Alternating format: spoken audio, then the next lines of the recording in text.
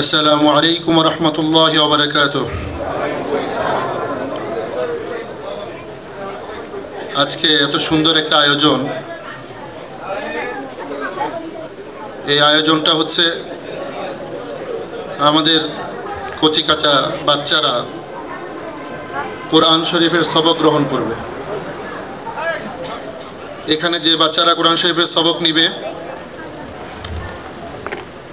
আমি আশা করছি যে এইখানে এই বাচ্চাদের অভিভাবকরা, বাবা, চাচা, ভাই উপস্থিত আছেন। এছাড়াও যেহেতু এই এলাকারই সন্তানেরা, আর গ্রাম অঞ্চলে আমরা প্রত্যেকে একে অপরের সাথে আত্মীয়তার বন্ধনে আবদ্ধ, সেই সুবাদে এই বাচ্চাগুলি আমাদেরই বাচ্চা। কি বলেন? যখন নিজের সন্তান কোনো ভালো কিছু অর্জন করে, নিজেদের সন্তান যখন ভালো কিছু অর্জন করে, তো অভিভাবকদের চেয়ে বেশি আনন্দিত আর কেউ হয় না।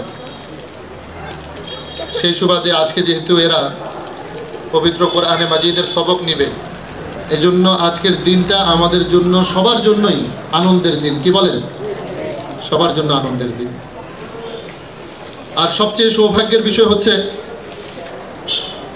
যে আজকে তারা সবক নিবে কোরআনে মাজিদের। কোরআন এমন এক কিতাব, যেই কিতাবের সাথে যে কোনোভাবেই যে কেউ সামান্যতম সম্পর্ক স্থাপন করেছে, আল্লাহ তাআলা কোরআনের মর্যাদা যেমন বেশি, ওই সম্পর্ক স্থাপনের উসিলায় আল্লাহ তাআলা সেই জিনিসের মর্যাদাও অনেক বাড়িয়ে দিয়েছেন। সুবহানাল্লাহ। এই কথাগুলি অহরহ আমরা শুনেছি, তারপরেও বারবার বলার উদ্দেশ্য হচ্ছে এগুলি যেন আমাদের হৃদয়ে গেঁথে যায়। কোরআন শরীফের যে কাগজগুলি লাগানো আছে, এখানে কাগজ, এই কাগজ দিয়ে কিন্তু গল্পের বইও লেখা যায়, এই কাগজ দিয়ে উপন্যাসও লেখা যায়, এই কাগজ দিয়ে আমাদের এই বিভিন্ন অঞ্চলে যে ফুলকপি, বাঁধাকপি, এগুলিও বেঁধে দেয়, দেয় কি দেয় না? আচার বিক্রি করে, ঝালমুড়ি বিক্রি করে, বিভিন্ন জায়গায় পড়ে থাকে, ওগুলিও কাগজ, এটাও কাগজ। দুই কাগজের মধ্যে পার্থক্য কি? এই কাগজে কোরআন লেখা হয়েছে আর ওই কাগজে কোরআন লেখা হয়নি। কোরআন লেখার কারণে এই কাগজে সামান্যতম যদি একটু কাগজটার অবমাননা হয়েছে মনে হয়, সাথে সাথে মানুষ চুমো খায়। খায় কি খায় না? বুকে জড়িয়ে ধরে কি ধরে না? চোখে মিলায়, বুকে জড়িয়ে ধরে। কি করবে এই কোরআনকে? এজন্য এই কাগজটার সম্মান বেড়ে গেছে শুধু কোরআনের হরফ এখানে লেখার কারণে। একটা প্লাস্টিক, আমাদের কাছে যে সমস্ত ঘরে অন্যান্য প্লাস্টিকের দ্রব্যাদি আছে, তৈজসপত্র আছে, সামান আছে, হয়তো বা খুঁজলে আপনি দেখবেন এই প্লাস্টিকের চেয়ে ওই প্লাস্টিকের গুণগত মান অনেক ভালো, উন্নত, কিন্তু ওইটাকে এত বেশি সম্মান করে না মানুষ।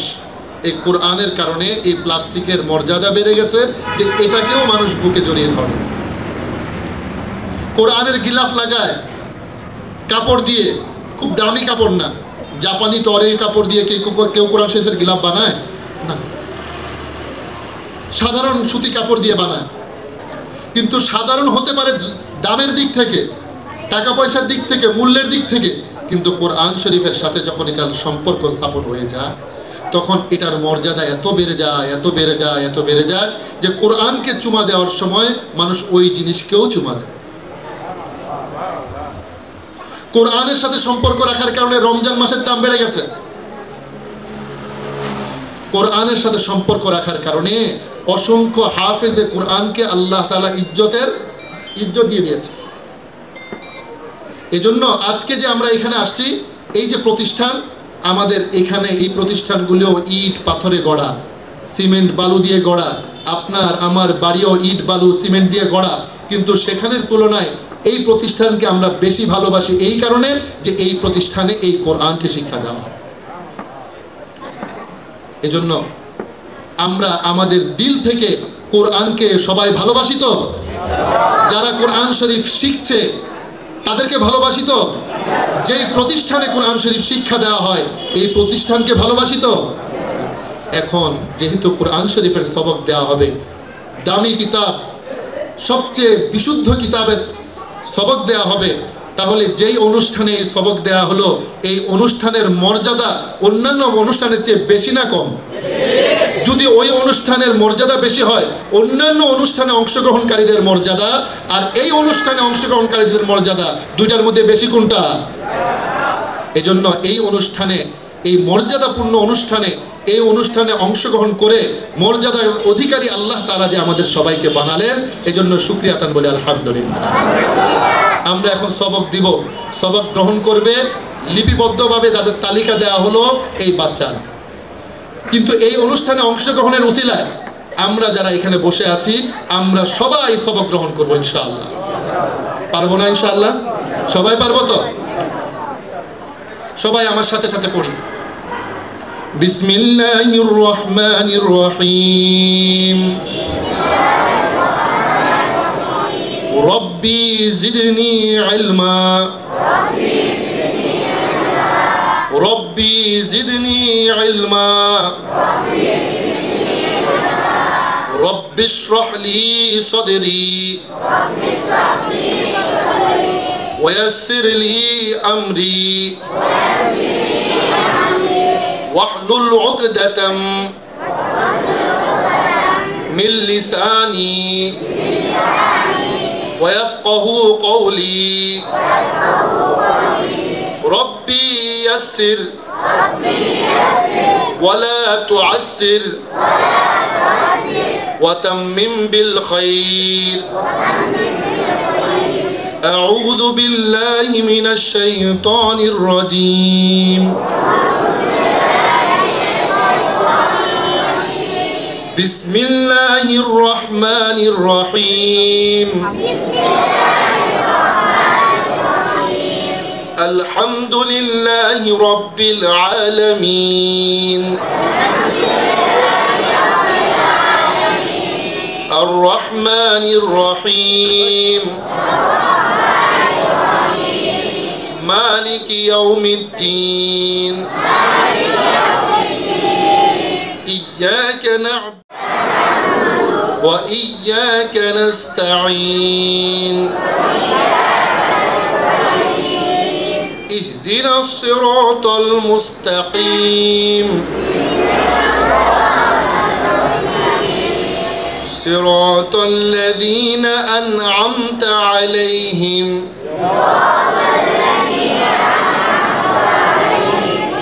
غير المغضوب عليهم ولا الضالين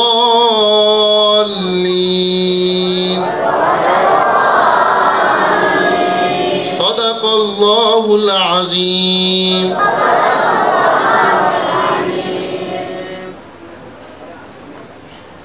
আল্লাহ রাব্বুল আলামিন পৃথিবীতে মানুষ সৃষ্টি করছে সর্বপ্রথম হযরত আদম আলাইহিস সালামকে।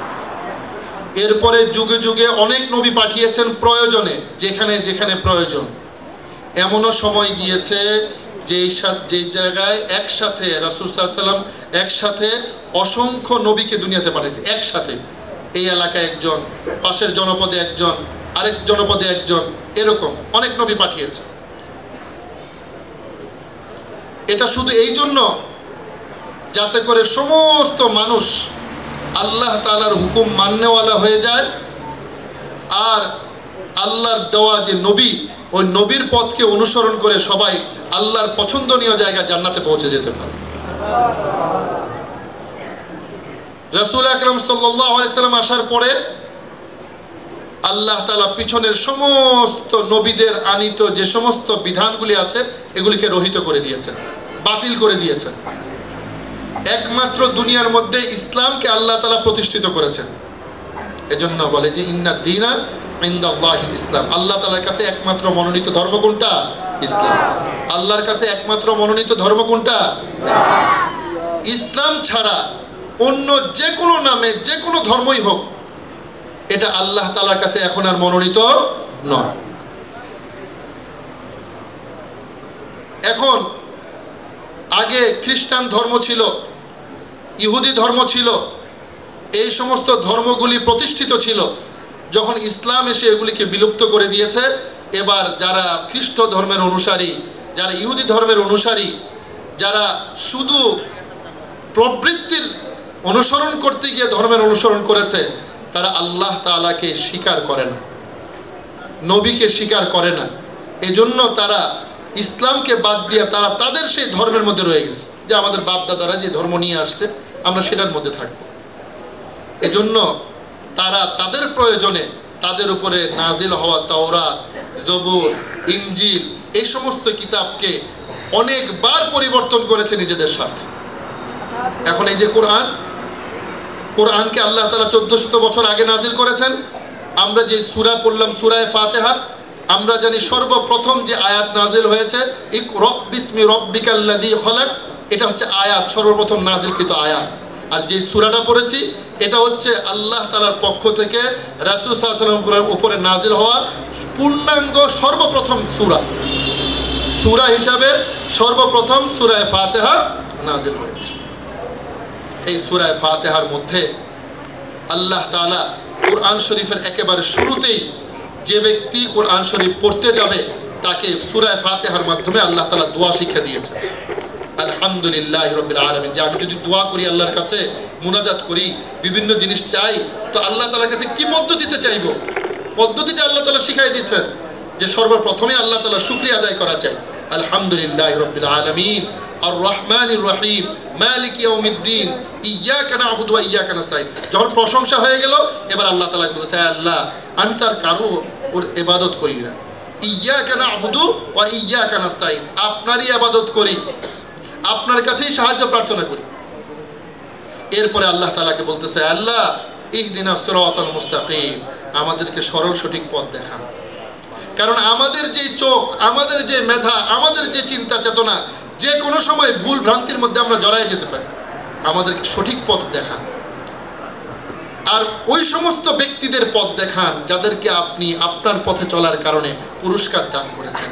এই কথার মাধ্যমে আল্লাহ তাআলা আমাদেরকে শিক্ষা দিচ্ছেন, কোরআনের আমরা কোরআন মানব, হাদিস মানব, সুন্নাহ মানব, সব কিছু মানব, সাথে সাথে এই সমস্ত জিনিসের উপরে যারা অতীতে মেনে গেছেন তাদের পথ ধরে যেন আমরা মানতে পারি। ইহদিনাস সিরাতাল মুস্তাকিম সিরাতাল্লাযীনা আন'আমতা আলাইহিম, যাদেরকে আপনি পুরস্কার দিয়েছেন। আবার সাথে সাথে বলে দিচ্ছে, অনেক ব্যক্তি আপনার পথ অনুসরণ না করার কারণে আপনি তাদেরকে আযাব দিয়েছেন, তাদের উপরে আপনার গুসা নাজিল হয়েছে, আপনার রাগ নাজিল হয়েছে, আপনি তাদেরকে ধ্বংস করে দিয়েছেন, যে তাদের পথে আমাদেরকে পরিচালনা করেন না। এটা বলার পরে আল্লাহ তাআলা এটা দেওয়ার মাধ্যমে আমাদেরকে শিক্ষা দিয়েছেন যে আমাদেরকে সরল সঠিক পথ দেখান। এটা আমি আল্লাহর কাছে দোয়া করলাম, এরপর আল্লাহ তাআলা পুরা কোরআন নাজিল করলেন। অর্থাৎ সরল সঠিক পথ যদি কোনো ব্যক্তি পেতে চায় তাহলে অবশ্যই তাকে পুরা কোরআন পড়া চায়। কোরআন ছাড়া অন্য কোনো পন্থা অবলম্বন করলে কেউ সঠিক পথে যেতে পারবে? বলেন না, পারবে? পারবে না।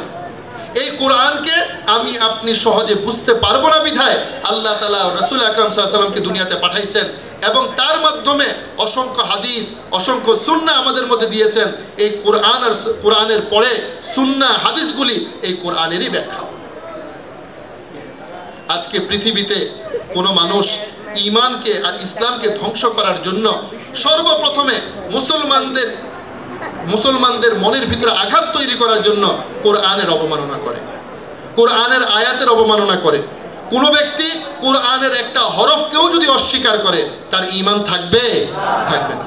এজন্য কোরআনের কোনো আয়াত তো দূরের কথা, একটা হরফকেও কেউ অস্বীকার করলে তার আর ঈমান থাকবে না।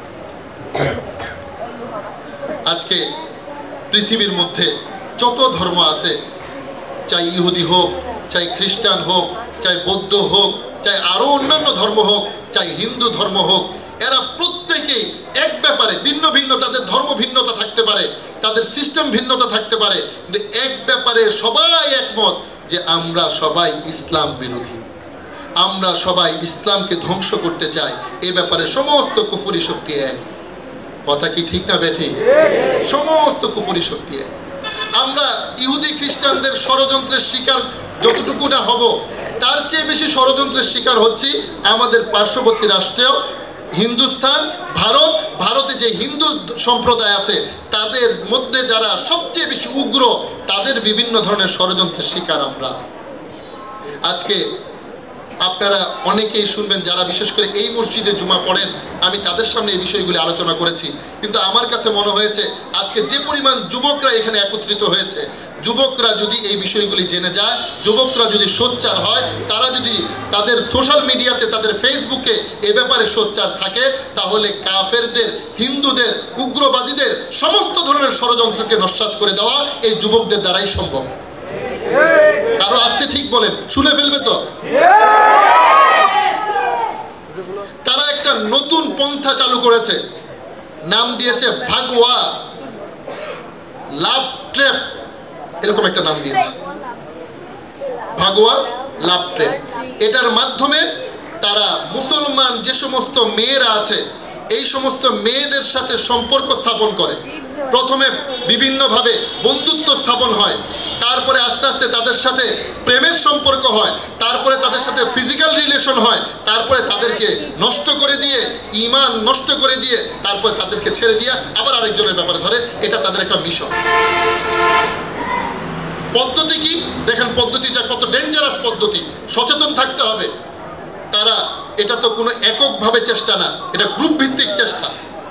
তারা যে কোনো জায়গায় একটা মুসলমান মেয়েকে স্কুল, কলেজ, ইউনিভার্সিটিতে পড়ে, তো তার ব্যাপারে সচেতনতার জন্য, তার ব্যাপারে তাকে ধ্বংস করার জন্য প্রথমে তার সাথে বন্ধুত্ব করে, তাকে বুঝতে চেষ্টা করে যে তার সাথে কথা বললে সে কথা বলে কিনা।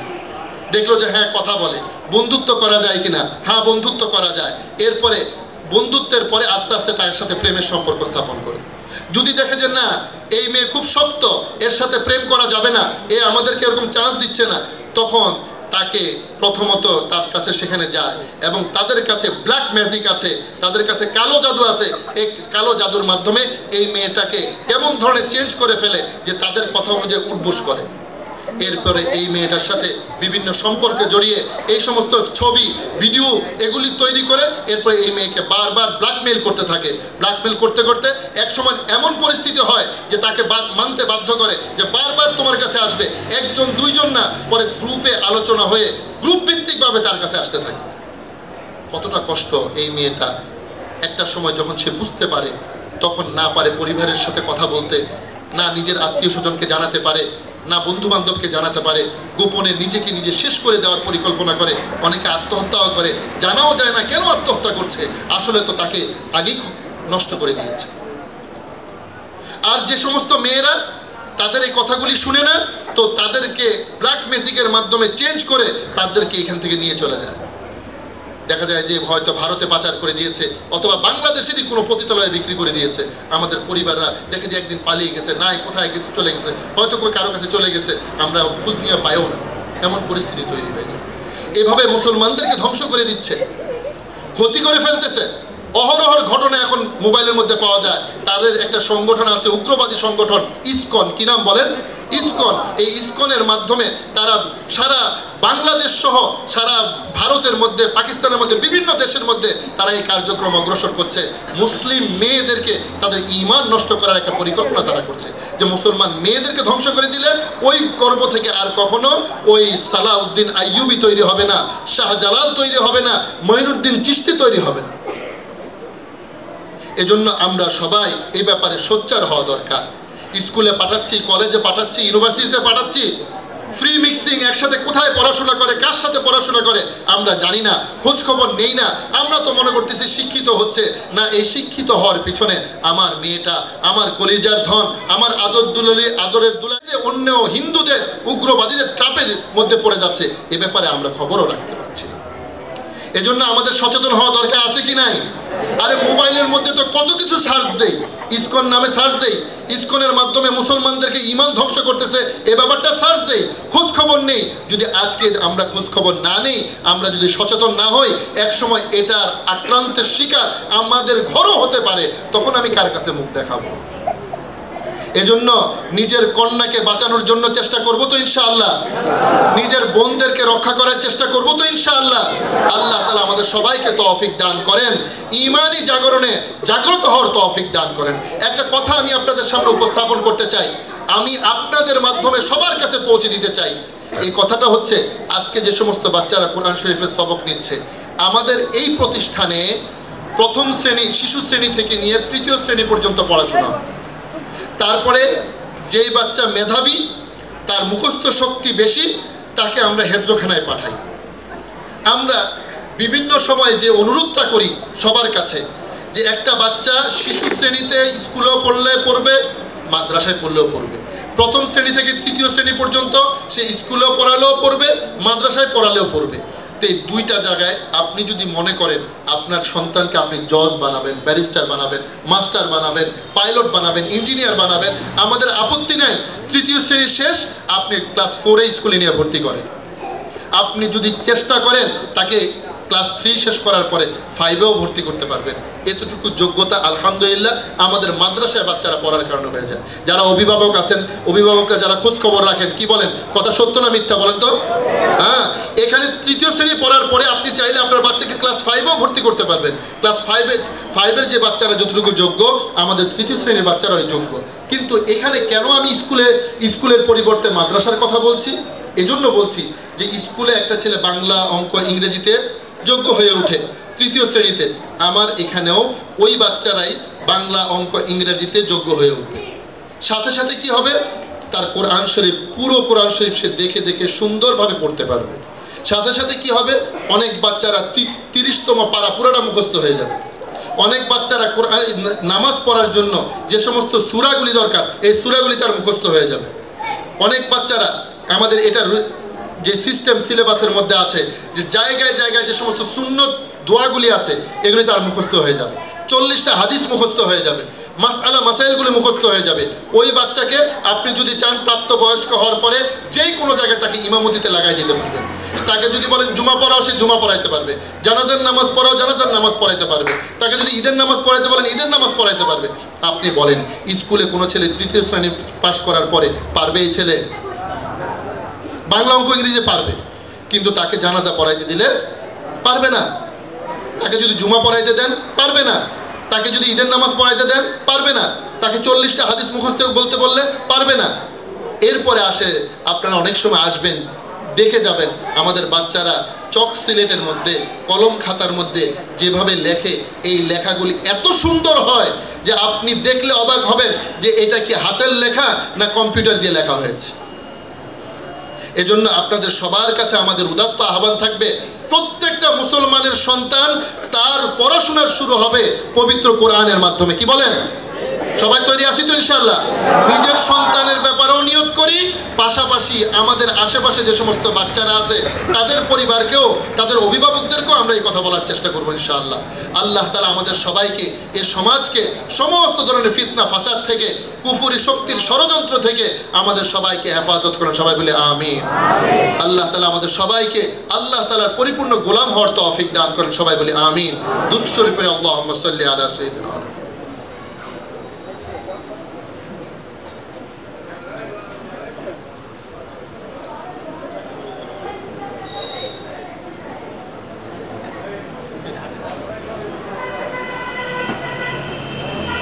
আমাদের এখানে আজকে বাচ্চারা যে কোরআন শরীফের সবক নিচ্ছে, এই কোরআন শরীফগুলি বিভিন্ন জন আমাদের এই বাচ্চাদের জন্য হাদিয়া দিয়েছে। ওনারা একটা উদ্দেশ্য নিয়ে দিয়েছে, যাতে করে এই কোরআন শরীফ পড়ার দ্বারা যে সওয়াবগুলি হয়, এর একটা অংশ ওনারা নিজেরা পান, বা ওনাদের মৃত যারা অভিভাবকরা ইন্তেকাল করেছেন তারা যেন পান। আমরা তাদের জন্য দোয়া করব। আলহামদুলিল্লাহি রাব্বিল আলামিন। اللهم أنت السلام ومنك السلام تباركت يا ذا الجلال والإكرام ربنا آتنا في الدنيا حسنة وفي الآخرة حسنة وقنا عذاب النار ربنا ظلمنا أنفسنا وإن لم تغفر لنا وترحمنا لنكونن من الخاسرين اللهم إنا نسألك الجنة ونعوذ بك من النار اللهم إنا نسألك الهدى والتقى والعفاف والغنى اللهم رب ارحمهما كما ربياني صغيرا اللهم اهدنا الصراط المستقيم اللهم اهدنا الصراط المستقيم আয় আল্লাহ আমাদের জীবনের সমস্ত গুনাহ খাতা আপনি maaf করে দিন জানা অজানা কবিরা সগীরা যত গুনাহ আছে সমস্ত গুনাহ খাতা maaf করে দিন আয় আল্লাহ আমাদের সবাইকে আপনি হেদায়েত দান করুন দ্বীনের সহি সমঝ দান করুন, দ্বীনের দায়ী হওয়ার তৌফিক আমাদেরকে দান করুন। আয় আল্লাহ, আজকে যে অনুষ্ঠানের মধ্যে আমরা এখানে উপস্থিত হয়েছি মাওলা, নূরে মদিনা কাসিমুল উলুম দিলারা মাদ্রাসা, আল্লাহ এই মাদ্রাসার অনেকগুলি বাচ্চা আজকে কোরআন শরীফের প্রথম সবক গ্রহণ করেছে মাওলা। আল্লাহ এই বাচ্চাগুলিকে আপনি কবুল করে নিন। আল্লাহ সহি শুদ্ধভাবে কোরআন শিখার তৌফিক দান করুন। আল্লাহ কোরআন অনুযায়ী জীবন যাপন করার তৌফিক দান করুন। আল্লাহ কোরআনের গভীর জ্ঞান অর্জন করার তৌফিক দান করুন। আল্লাহ এই বাচ্চাগুলিকে আগামী দিনের জন্য আমাদের পথ প্রদর্শক হিসেবে কবুল করে নিন মাওলা। আল্লাহ এই বাচ্চাগুলি দ্বারা যেন পুরো এলাকা আলোকিত হতে পারে সেই তৌফিক দান করুন। আল্লাহ যারা কোরআন শরীফ দান করেছেন, হাদিয়া দিয়েছেন এই বাচ্চাদের জন্য, যে যেই নিয়তে দিয়েছেন আল্লাহ তাদের এই নিয়তগুলিকে আপনি কবুল আর মঞ্জুর করে নিন। আল্লাহ আজকের এই অনুষ্ঠানে যারা উপস্থিত হয়েছেন মাওলা, আল্লাহ উপস্থিত সকল মুমিন মুসলমানদেরকে আপনি কবুল করে নিন। আল্লাহ সকল যুব সমাজকে আপনি কবুল করে নিন। আল্লাহ কাফের মুশরিকদের বিভিন্ন ষড়যন্ত্র সম্পর্কে আমাদের সবারকে সোচ্চার আর সচেতন হওয়ার তৌফিক দান করুন। আল্লাহ সবাই যেন ঐক্যবদ্ধভাবে তাদের ওই ষড়যন্ত্রগুলি নস্যাৎ করে দিতে পারে সেই তৌফিক দান করুন। আয় আল্লাহ আমাদের মা বোনদেরকে আপনি হেফাজত করুন। আয় আল্লাহ আমাদের মুসলমানদেরকে আপনি হেফাজত করুন। আয় আল্লাহ সমস্ত ধরনের ষড়যন্ত্র থেকে ইসলাম আর মুসলমানদেরকে আপনি হেফাজত করুন। আয় আল্লাহ এই গ্রাম শিবপুর মসজিদকে আপনি কবুল করে নিন। আয় আল্লাহ গ্রাম শিবপুর মাদ্রাসাকে আপনি কবুল করে নিন। আয় আল্লাহ মসজিদ মাদ্রাসাকে উসিলা করে এর সাথে সামান্যতম সম্পর্ক রাখে যারা, আয় আল্লাহ তাদেরকেও আপনি কবুল করে নিন। আয় আল্লাহ প্রত্যেকের পরিবারকে আপনি কবুল করে নিন। আল্লাহ প্রত্যেকের পরিবারকে দিনদার পরহেজগার মুত্তাকি বানিয়ে দিন। আল্লাহ প্রত্যেককে সমস্ত ধরনের বালা মুসিবত থেকে আপনি হেফাজত করুন। আল্লাহ প্রত্যেককে হালাল উপার্জন করার তৌফিক দান করুন। বিপদ আপদ থেকে হেফাজত করুন। আল্লাহ প্রত্যেকের পরিবারকে দিনদার পরহেজগার মুত্তাকি হওয়ার তৌফিক দান করুন। আল্লাহ সবাই যেন নিজ নিজ পরিবারের সবার সাথে মিল মহব্বতের সাথে চলতে পারে সেই তৌফিক দান করুন। আয় আল্লাহ পৃথিবীর শুরু থেকে নিয়ে আজ পর্যন্ত যত মুমিন মুমিনাত কবরবাসী হয়েছেন, খাস করে আমাদের আত্মীয় স্বজন যারা কবরে শায়িত আছেন, আল্লাহ তাদের সকলকে মাফ করে দিন। আল্লাহ তাদের গুনাহগুলিকে ক্ষমা করে দিন। আল্লাহ তাদের গুনাহগুলিকে নেকি দ্বারা পরিবর্তন করে দিন। আল্লাহ নেকির পাল্লাকে ভারী করে দিন। বিনা হিসাবে জান্নাতে যাওয়ার ব্যবস্থা করে দিন। আয় আল্লাহ আমরা যারা জীবিত আছি মাওলা, আয় আল্লাহ মৃত্যুর আগে মৃত্যুর প্রস্তুতি নেওয়ার তৌফিক দান করুন। আয় আল্লাহ মৃত্যুর আগে মৃত্যুর প্রস্তুতি নেওয়ার তৌফিক দান করুন। আয় আল্লাহ আমরা যারা এখানে হাত তুলেছি মাওলা, আমাদের প্রত্যেককে 5 ওয়াক্ত নামাজ জামাতের সাথে আদায় করার তৌফিক দান করুন। আয় আল্লাহ প্রত্যেককে 5 ওয়াক্ত নামাজ জামাতের সাথে আদায় করার তৌফিক দান করুন। আয় আল্লাহ আমাদের মা বোনদেরকে পর্দা পুশিদায় থাকার তৌফিক দান করুন। আল্লাহ কাফের মুশরিকদের লোলুপ দৃষ্টি থেকে আমাদের মা বোনদেরকে হেফাজত করুন। আয় আল্লাহ আমাদের মা বোনদেরকে আপনি হেফাজত করুন।